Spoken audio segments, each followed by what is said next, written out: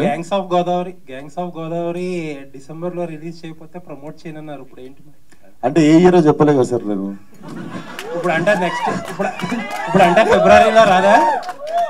2024-25 చెప్పలే కదా సార్. ఇప్పుడు నెక్స్ట్ డిసెంబర్ కి వెళ్తారా? అయితే నెక్స్ట్ డిసెంబర్ కి వెళ్తారా? డిసెంబర్ కంటే ముందు వస్తుందని చెప్తున్నా. ఓకే, డిసెంబర్ కంటే ముందు వచ్చేస్తుంది. అంటే మరి ఏంటది ఎర్లీ మార్నింగ్ ట్వీట్లు ఏంటి? పొద్దున్న లేస్తుంటా సార్. నాకు అట్లా పొద్దున్నే పడుకుంటా. పొద్దున్న లేస్తున్నా ఈ మధ్య. అంటే అప్పుడు దాకా పడుకోరా? అప్పుడే లేచా సార్.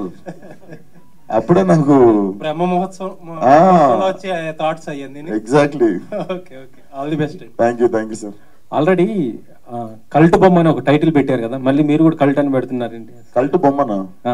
ఎస్కే అంటే బేబీ సినిమా చేసినటువంటి రిజిస్ట్రేషన్ చేసుకున్నాం సార్. ఎవరి దగ్గర కల్ట్ లేదు, కల్ట్ బొమ్మ లేదు, #కల్ట్ లేదు. అసలు కల్ట్ కి సంబంధించిన ఆల్రెడీ ఆయన అనౌన్స్ కూడా చేసుకున్నాడు.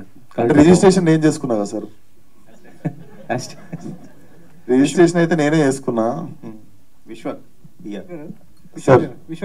ఇప్పుడు పెద్ద హీరోలు అంటేనే సినిమాలు నడవడం లేదు, 25 మంది కొత్త వాళ్ళతో చేయడం అనేది రిస్క్ కదా.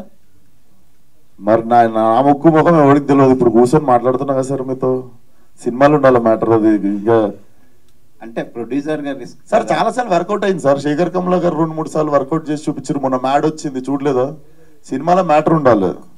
డెఫినెట్లీ దీంట్లో ఉంది. మీకు కడుపు చెక్కలైతే అవుతుంది. అయితే మీరు పడ్డ అవస్థలు కొత్త వాళ్ళు పడకూడదు అనే అంత బాబాజీ మోటివేషన్స్ ఏం లేవు సార్. నాకు మజా వస్తుందని చేసుకుంటున్నా సినిమా.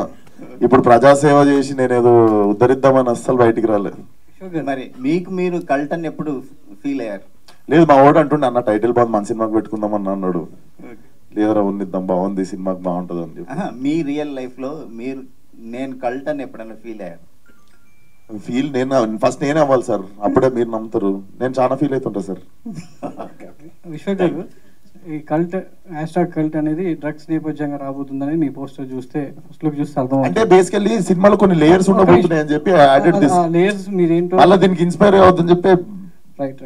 అంటే మీ కథ నేపథ్యం ఏంటో పూర్తి స్థాయిలో తెలియదు కాబట్టి, సో మీరు సేటు నో డ్రగ్స్ #కల్ట్ అన్నారు. ఇండస్ట్రీకి సంబంధించి ఇప్పటికే డ్రగ్స్ విషయంలో చాలా వివాదాలు ఎదుర్కొంటుంది. సో పోలీసులు కూడా ఇండస్ట్రీ పూర్తి వినండి సినిమాలో ఇలాంటి సన్నివేశాలు ఉన్నా కూడా పోలీసులు ఇప్పటికే వ్యవహరించారు. ఈ నేపథ్యంలో సినిమా తీసి ఇండస్ట్రీలో ఉన్న ఇండస్ట్రీకి పడ్డ పేరు చెరిపేయడానికా, లేకపోతే ఇండస్ట్రీని ఇలాంటి సినిమాల ద్వారా ఇంకా ఇరుకున పెట్టడానికా విశ్వక్సేన్ ఈ సినిమా ఎత్తుకున్నారా? బేసిక్ అంత ఆలోచించాలి సార్. ఈ సినిమాలో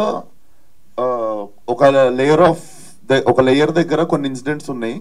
సో పోస్టర్ డిజైన్ లో డెఫినెట్లీ అవి ఉన్నందుకు I do not wanted to glorify them. Definitely సినిమాలో మేము ఒక మంచి విషయమే చెప్తున్నాం. సో దాని పోస్టర్ నుండి స్టార్ట్ చేసిన అంతే.